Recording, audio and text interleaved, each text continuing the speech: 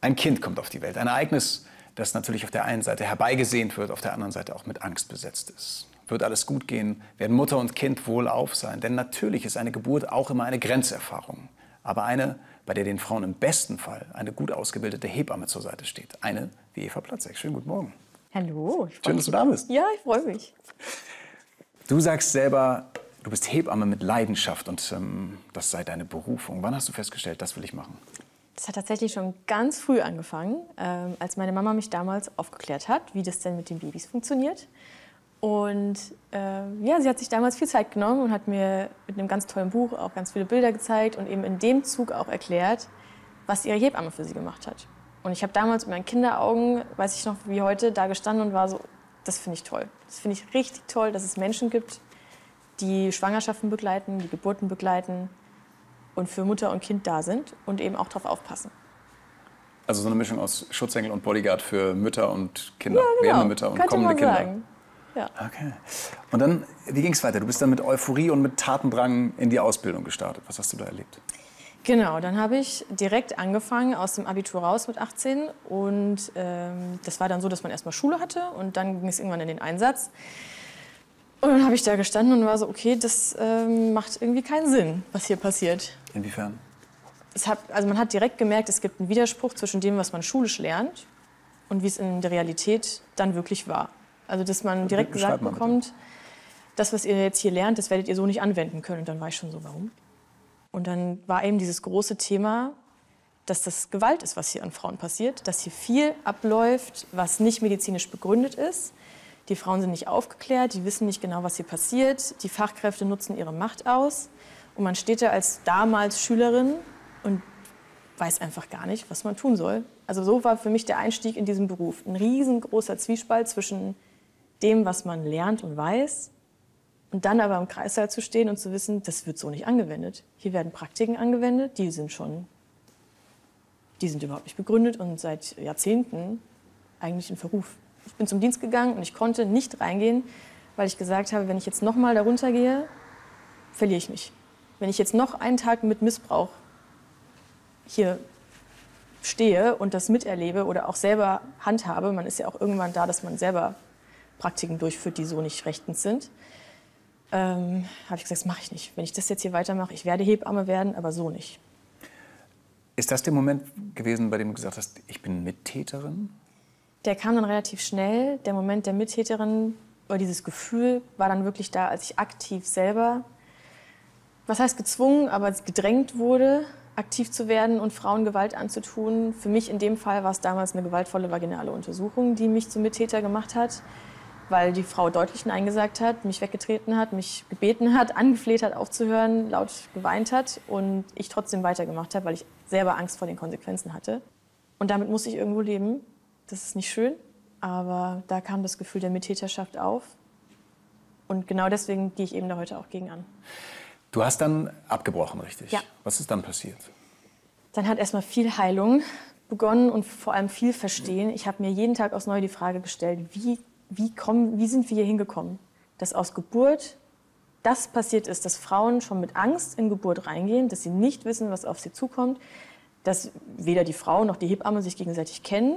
Das ist meiner Meinung nach der größte Faktor, dass man von uns Frauen erwartet, dass wir zu einem fremden Menschen gehen, uns komplett im Blößen fallen lassen und bitte alles machen, was wir eben machen sollen. Und diese Fragen habe ich mir eben jeden Tag aufs Neue gestellt. Habe ein Fernstudium begonnen und bin dann 2 Jahre, habe was ganz anderes gemacht, bin 2 Jahre geflogen als Flugbegleiter, habe erstmal viel Zeit mit mir gehabt und erstmal die Welt gesehen, mich sortiert. Und ich wusste aber bei der Kündigung, ich werde Hebamme werden. Ich wusste nur noch nicht wann. Okay.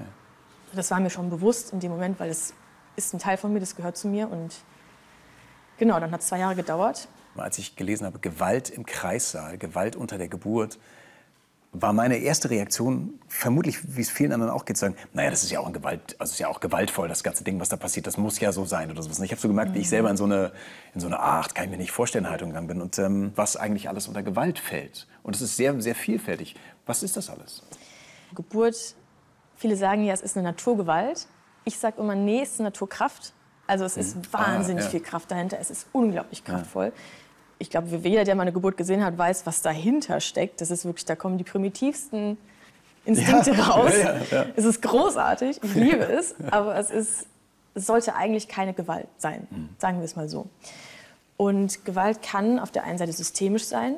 Das ist ein ganz großes Problem, was Deutschland hat, weil unser System ist nicht für Individualität ausgelegt und wir sind uns in allem einig, Geburt ist individuell.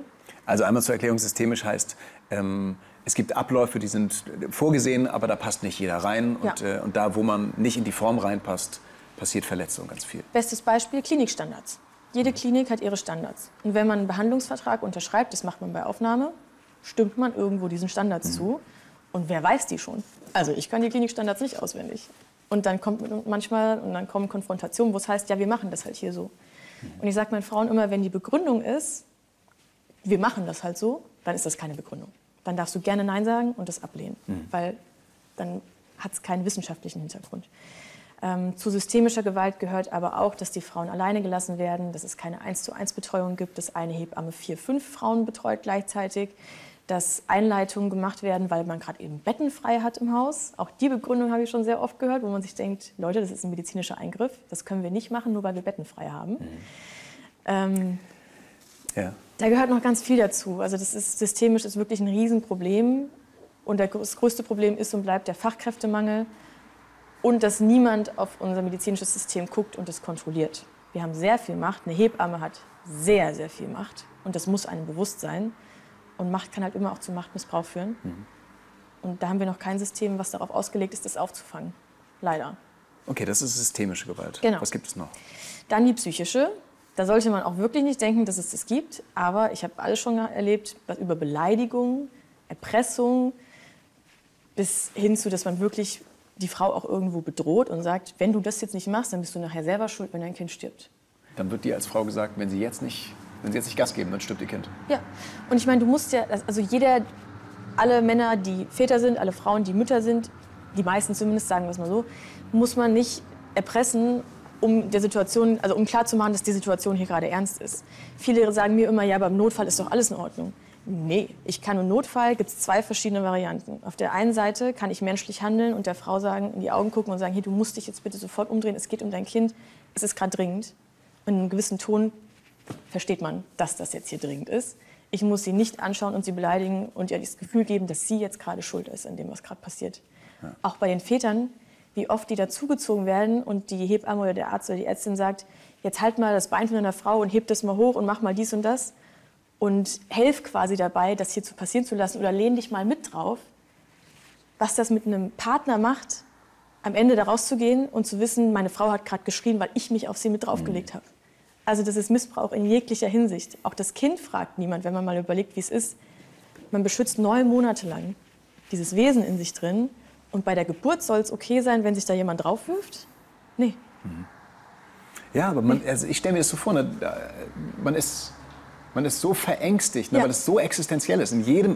Existenzieller wird es in diesem Leben nicht, ne, als neues Leben auf die Welt zu bringen. Man ist so wenig aufgeklärt darüber, dass man das dann hinnimmt. Ne? Und die dritte Kategorie ist halt körperliche Gewalt. Was sind da so Extreme, die passieren? Das fängt an von ständigen vaginalen Untersuchen bis über CTG schreiben ohne Indikation. CTG klingt immer so entspannt. CTG ist das, wo quasi die Herztöne abgehört werden und die Kontraktionen gemessen werden am Bauch. Viele lieben es. Es gibt aber auch Frauen, die finden das sehr störend, weil man meistens irgendwie oder häufig gezwungen wird zu liegen, weil es da am einfachsten geht. Allein wenn man dann sagt, man schränkt einen Menschen in seiner Haltung ein, einen gesunden Menschen, der sich bewegen kann, das ist schon ein Eingriff. Das sehen aber viele gar nicht als Eingriff. Aber eine Geburt zum Beispiel ist aktiv und instinktiv. Und wenn eine Frau sagt, ich kann jetzt gerade nicht liegen, dann muss man das ernst nehmen, weil es gibt irgendeinen Grund, warum es nicht geht. Und wenn man dann sagt, nee, wir müssen jetzt CTG schreiben, du legst dich jetzt hin, du hast hier keine Wahl, dann geht es schon in eine falsche Richtung, dann wird es schon körperlich. Das geht dann, wie gesagt, über vaginale Untersuchungen, Medikamentengabe ohne Aufklärung und Einverständnis. Wir hatten alle schon mal die Situation, man geht zum Beispiel in eine Apotheke, holt sich, ich hatte es bei Magnesium schon, dass mir dann gesagt wurde, wissen Sie, wie man das einnimmt? Sie müssen das und das und das wissen. Und das ist ein Nährstoff. Aber im Kreissaal ist es so, ich hänge Ihnen jetzt mal was an und das hilft Ihnen. Nee. Wir haben hier ein Medikament, das hat eine Konsequenz, jede Handlung hat eine Konsequenz. Und wenn die Frau nicht in der Lage ist, dann wenigstens der Partner, dass der weiß, was bedeutet es. Bedeutet dieses Medikament eine Dauerüberwachung? dass sie vielleicht ein bisschen eingeschränkt wird. Was macht das jetzt hier? Was macht es mit dem Kind? Und nicht einfach, wir hängen ihn das jetzt mal an. Bis hin zu wirklich aktiv Gewalt mit dieses Übliche, was jeder schon mal, was heißt nicht jeder, aber die mit Geburtshilfe zu tun haben, was die Menschen kennen, sind die Abwandlung vom Kristeller-Handgriff. Was ist das? Der Kristeller-Handgriff an sich ist eigentlich ein Handgriff, wo man mit flacher Hand die Wehe unterstützt und quasi am Oberbauch in der Wehe leicht eine Richtung gibt. Das muss man betonen. Das bedeutet, es ist nicht schmerzhaft, in der Wehe und nur mit Einverständnis. Es wird so nicht gemacht. Also weder leicht noch mit Einverständnis noch... Nee. Es wird meistens so gemacht, dass entweder der ganze Unterarm genommen wird, der Ellbogen. Ich habe es mit dem Knie schon gesehen, dass sich auf die Frau gekniet wird. Gerne auch von beiden Seiten, dass zwei Fachkräfte oder wie gesagt der Partner mit reingezogen wird. Und dieses Kind gewaltvoll rausgepresst wird und meistens von unten noch irgendwie gezogen, geschnitten, gemacht, getan. Jetzt können Fachkräfte kommen und sagen, ja, aber hätten wir das Kind sterben lassen sollen? Und dann weiß ich in dem Moment, die Fachkraft weiß es schlichtweg nicht besser. Wir sind hier in einem unwissenden Zustand, in einem Zustand von vor, weiß ich nicht wie vielen Jahrzehnten, in der Nachkriegszeit, weil selbst die WHO hat ein deutliches Statement gesagt, dass das nicht rechtens ist und dass es nicht zu empfehlen ist. Es gibt Leitlinien, die sagen, es hat keinen Nutzen. Trotzdem wird es gemacht. Es hat keinen nachweislichen Vorteil. Welche Ursache für all diese unterschiedlichen Formen von Gewalt hat denn die Tatsache, dass die meisten Geburten in Krankenhäusern stattfinden? Ja, also es hat sich in Deutschland so entwickelt. Es sind, ich glaube, 97-98% aller Geburten finden in Kliniken und Krankenhäusern statt. Ich persönlich glaube, es gibt viele Gründe dafür, aber ich persönlich glaube, es ist ein Sicherheitsdenken. Die deutsche Gesellschaft hat sich dahin entwickelt, dass für uns Krankenhaus, medizinische Versorgung, Höchstversorgung Sicherheit bedeutet.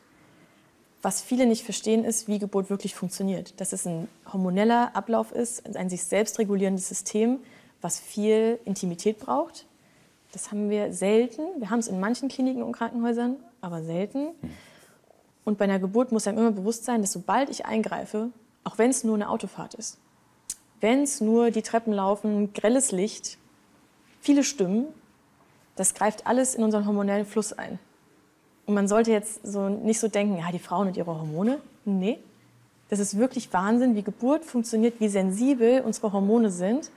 Und ich hab Frauen schon gehabt, die haben ihre Kinder von Beckenboden hochgeschoben und gesagt, stopp. Und die Wehen haben aufgehört. Wirklich? Ja, das geht. Das geht. Es funktioniert, weil wenn der Körper sich nicht sicher fühlt, eine Frau kriegt nur dort ihr Kind, wo sie sich sicher fühlt.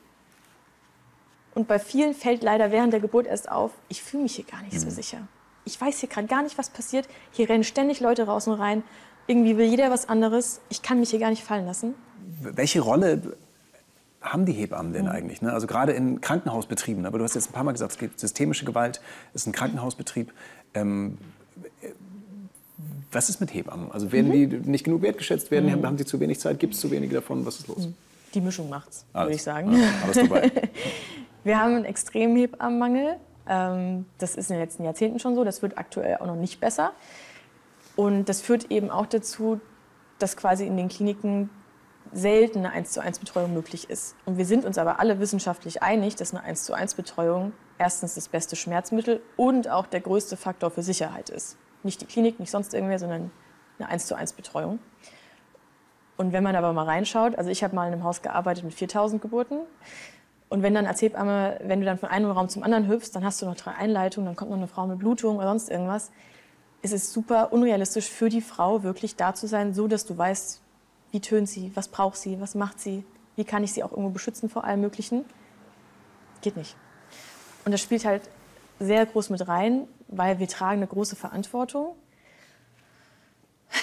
Und die können wir in dem Rahmen nicht erfüllen. Und das führt auch zu Interventionen, weil wir eben nicht da sein können, wollen wir durch andere Faktoren die Sicherheit gewähren. Zum Beispiel durch CTG, zum Beispiel durch eine vaginale Untersuchung. Das wollen wir eigentlich nicht, aber wir müssen es tun, weil wir nicht da sein können.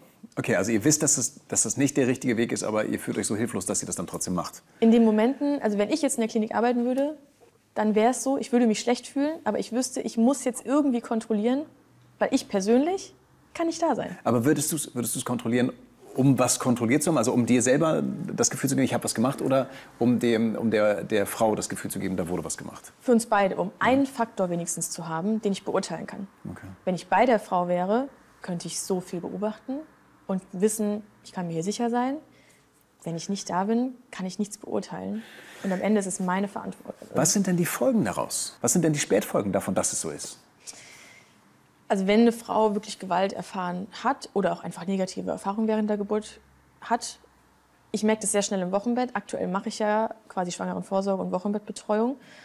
Und man merkt es sehr schnell, wenn da irgendwie was passiert ist. Weil oft sind die sehr, sehr in sich gekehrt. Man merkt es auch oft zwischen Mutter und Kind, da stimmt irgendwie was nicht. Stillschwierigkeiten sind ein Riesenthema. Lassen die sich darauf auch zurückführen? Oder Ja. Vermutlich ist das nicht monokausal, Ja. aber auch... Ja, es gibt da schon einen sehr, sehr engen Zusammenhang, gerade zwischen der Oxytocingabe, der künstlichen. Das ist ja dieses Hormon, was Wehen quasi auslöst. Und das wird in Deutschland, jede dritte Frau bekommt künstliches Oxytocin. Wo man sich fragt, haben wirklich ein Drittel aller Frauen eine Wehenschwäche in Deutschland? Können wir einfach keine Kinder mehr gebären? Nee, liegt nicht an den Frauen. Und das wirkt sich nachweislich auf das Stillen aus, weil quasi der Körper dann das eigene Hormon nicht mehr so produziert und auch die Bindung quasi gestört ist zwischen Mutter und Kind. Und das ist halt auch ein Riesenthema, ist aber auch allgemein Wochenbettdepressionen. Die Zahlen steigen. Wir haben viele Wochenbettdepressionen in verschiedenem Ausmaß. Und es wird immer mehr. Aber auch so allgemein. Ich habe eine Frau, oder es sind leider schon 2 Frauen gewesen, die wirklich vor mir gesessen haben und gesagt haben, sie fühlen sich vergewaltigt. Und was sagst du so einer Frau, wenn die dir sagt, ich fühle mich vergewaltigt? Also das hat Auswirkungen fürs ganze Leben. Also die Spätfolgen sind von Bindungsschwierigkeiten zu den eigenen Kindern, zum eigenen Körper. Du schreibst auch, dass es Frauen gibt, die können nicht mehr an der Klinik vorbeigehen, weil die sofort Beklemmungen bekommen. Also die Spätfolgen sind unglaublich und das liegt an den 3 unterschiedlichen Gewaltfaktoren, die da passiert sind. Wie wäre es denn, wenn es gut wäre? Mein größtes Ziel ist definitiv, eine Art Ethikkommission zu schaffen. In der Wissenschaft haben wir das schon. Alle, die schon mal eine Studie erlebt haben, gemacht haben, drüber gelesen haben, wissen, da gibt es strikte Regularien, wie man mit Menschen arbeitet. Aber in medizinischen Institutionen, wo wir jeden Tag mit Menschen arbeiten, gibt es komischerweise keine Institution oder keine Kommission, die da aufpasst. Wir haben tolle Ärzte, tolle Ärztinnen, Pfleger, Pflegerinnen und Hebammen. Und ich meine das gar nicht böse, aber wenn es Menschen gibt, die schon 20, 30 Jahre in einem Beruf sind, vielleicht brauchen die mal eine Auszeit. Vielleicht sind die auch nicht mehr auf dem höchsten Standard. Vielleicht ist es auch einfach okay zu sagen, wir ziehen dich kurz raus, wir gucken und dann gliedern wir dich wieder ein zum Beispiel. Aber wir brauchen ein System, das uns auch als Fachkräfte auffängt und schaut, arbeiten wir eigentlich noch korrekt? Ist das ethisch vertretbar, was wir hier machen? Und das ist ein ganz, ganz großes Ziel von mir, dass das Pflicht wird für medizinische Institutionen, damit wir uns sicher sein können, dass unsere Fachkräfte, die wir haben, auch bereit sind, mit Menschen zu arbeiten. Würdest du den Menschen, die ein Kind erwarten, empfehlen, in ein großes Krankenhaus zu gehen? Oder würdest du sagen, man kann das eigentlich nicht schwarz-weiß sehen, manche sind gut, manche sind schlecht? Also auf keinen Fall schwarz-weiß. Ich habe es vorhin schon kurz gesagt, eine Frau gebärt nur dort ihr Kind, wo sie sich sicher fühlt. Und es gibt Frauen, die fühlen sich nur in der Klinik sicher. Und dann ist das auch voll okay. Dann sage ich halt nur, guck dich um, hör dich um. Wir haben in Deutschland die freie Wahl. Und da kann man dann sagen, gut, dann schau dich um. Wo fühlst du dich wohl? Stell auch Fragen, die vielleicht ein bisschen unschön sind. Frag nach Leitlinien, frag nach Dammschnitt, frag nach Kaiserschnittraten und allem drum und dran. Und man merkt relativ schnell, wie arbeitet dieses Haus. Belächeln die das oder sind die dafür offen und ehrlich? Aber im Großen und Ganzen kläre ich vor allem immer darüber auf, dass es mehr Optionen gibt. Dass wir auch Geburtshäuser haben, dass wir die außerklinische Geburtshilfe haben. Und was eine Geburt generell sicher macht. Dein Rat ist auf jeden Fall, egal ob als Frau, die die Geburt durchführen muss, oder auch als Partner, der dabei sein kann, Fragen stellen, gucken, wird man ernst genommen und auf das Bauchgefühl hören, fühle ich mich hier sicher. Ja. Also vielen Dank, dass du dich nicht verunsichern lässt und dabei bleibst, weil dieser hier hat auf jeden Fall einiges gelernt. Also vielen Dank dafür. Schön, dass du da bist. Und Ihnen allen vielen Dank, dass Sie heute zugeguckt haben bei So gesehen Talk am Sonntag in Sat.1. Seien Sie nächstes Mal auch dabei. Ich freue mich auf Sie. Bis dann. Schönen Sonntag. Tschüss.